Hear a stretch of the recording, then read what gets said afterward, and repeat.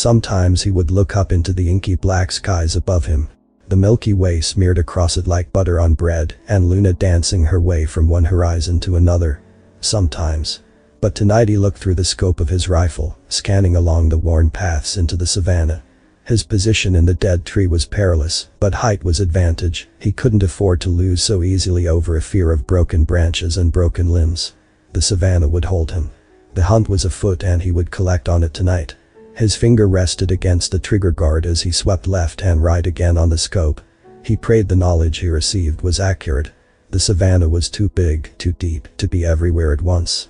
He never read Sun Tzu, but he was sure he might have said something like, "Pick your battles or be overwhelmed." There, along the northern road leading down to the watering hole he overlooked now came a pair of lights. Fixed in position, they crept along the path as silently as an old cruiser could in this world. He held his breath as it stopped. This was them. Poachers. He spat on the ground below him. A foul curse to him and his people. Poachers. The word proclaimed arrogance. The desire to take and not give back, the stewardship of greedy men from greedy places with greedy thoughts. Poachers. He would give back to them tonight. He flipped the safety off on his rifle and focused his eyes towards their lights. They didn't know the savannah like he did. They feared the dark and what was in it. Lights, headlamps, flashlights, lanterns, torches, it didn't matter. They all found a way to illuminate the dark and find a way to drag their way from ignorance to knowledge.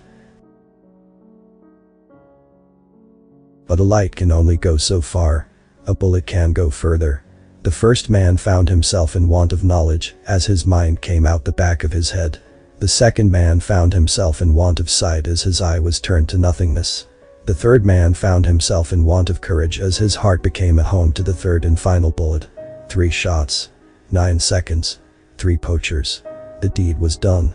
He stayed in the tree until dawn, his eye never wandering from the scope as he watched where he laid the poachers down to rest. No animals bothered them. It was still. Quiet.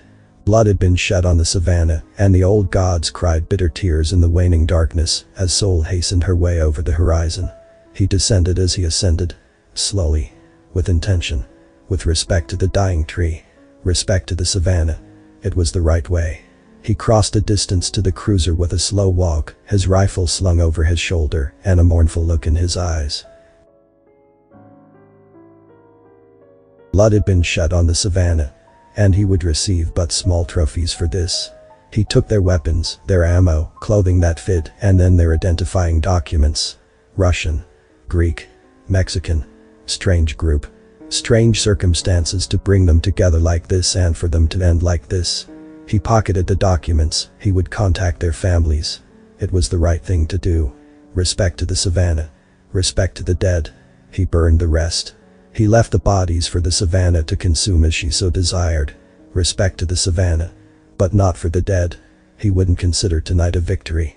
Blood had been split on the savannah, the beautiful and dear savannah, and all he had to show for it was few trophies at the end. The author's name and the link to original text in the description. Consider tapping the thumbs up and pressing the subscribe button if you enjoyed this video. And please join our channel.